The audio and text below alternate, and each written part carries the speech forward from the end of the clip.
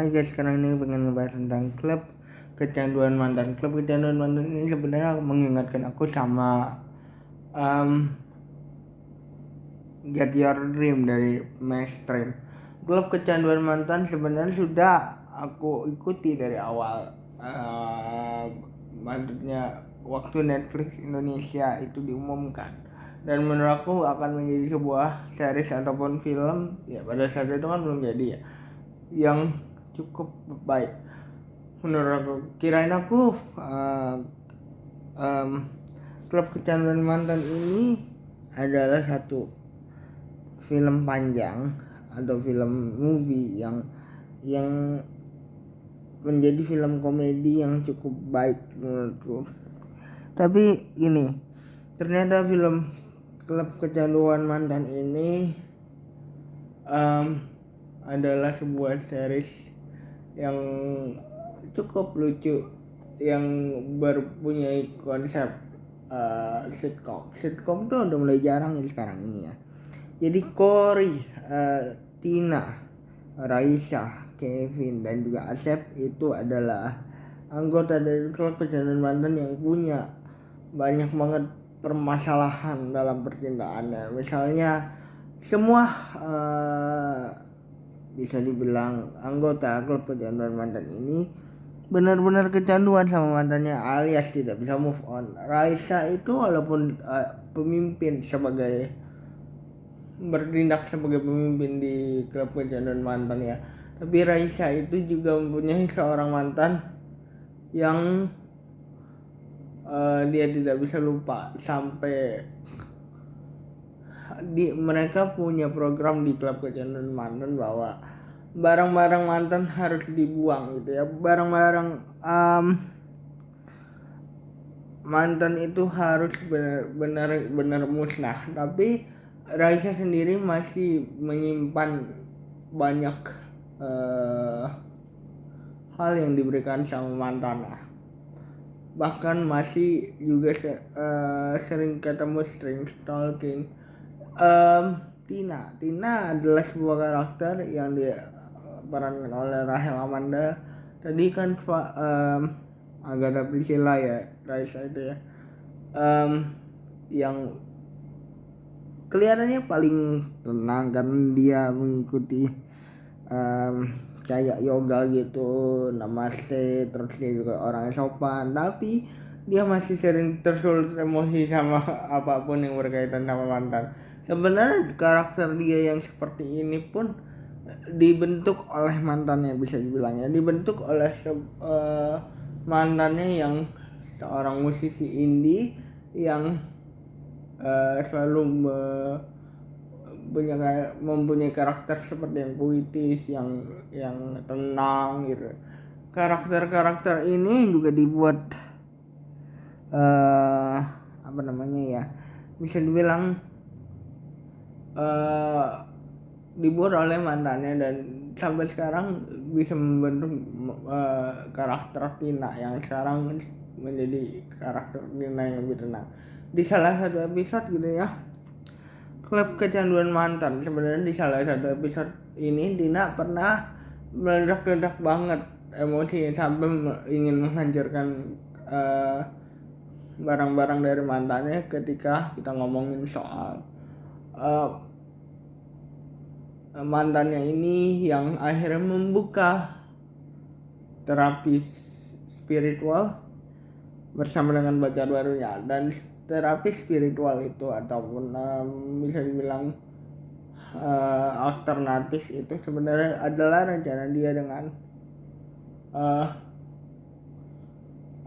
Tina pada saat dia belum putus gitu ya.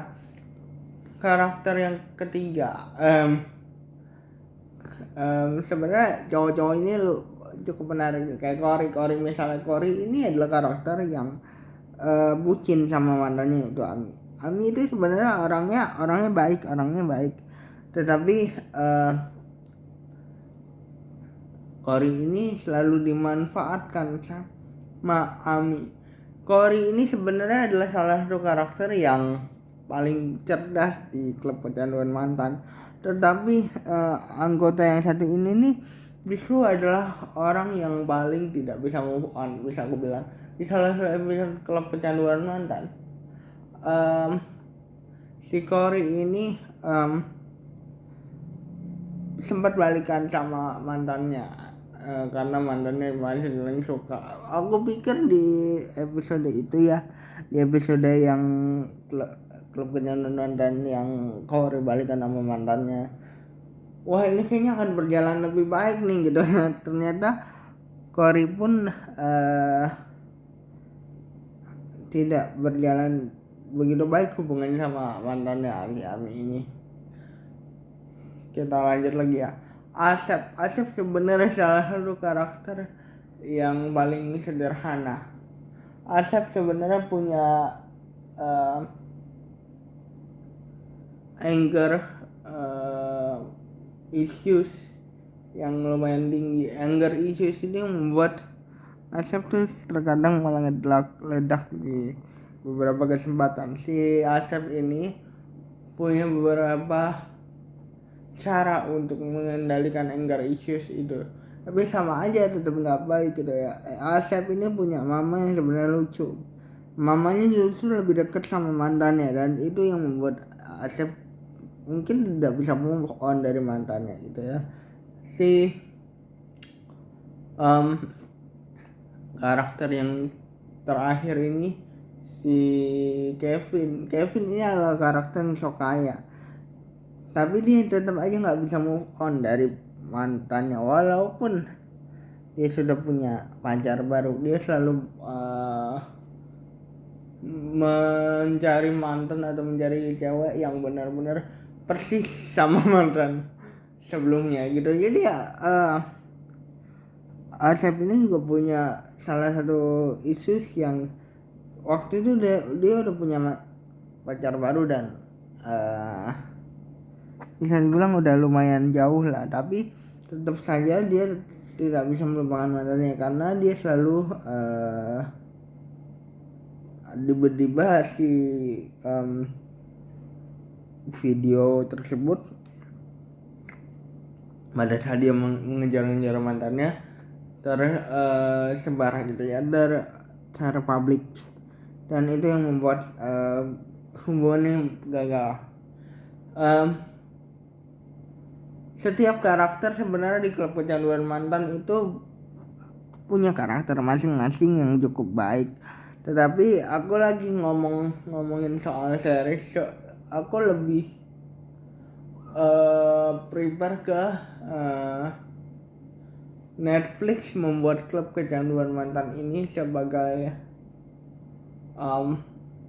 bisa dibilang apa ya, sebagai film-film panjang yang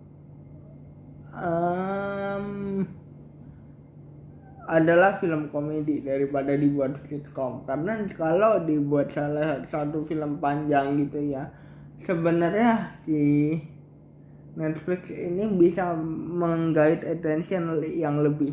Di episode awal, di episode pertama sebenarnya cukup menarik, dan sebenarnya udah lumayan tergali sih kecanduan ini bagaimana. Ini sampai episode habis pun kayaknya klub kecanduan mantan ini belum tergali sepenuhnya tujuan klub atau apa yang mendasari perbentukan klub ini. Kita masih dikenalin sama satu persatu bagaimana struggle-nya sih setiap karakternya. Klub kecanduan mantan itu sebenarnya lebih baik kalau dibuat film yang lebih menggait bagaimana sih sisi yang kita nggak tahu dari klub ini atau dasar dari terbentuknya klub ini. Jadi jangan lupa like, comment, subscribe. Itu saja yang aku bisa bahas dari klub kecanduan mantan. Bye guys.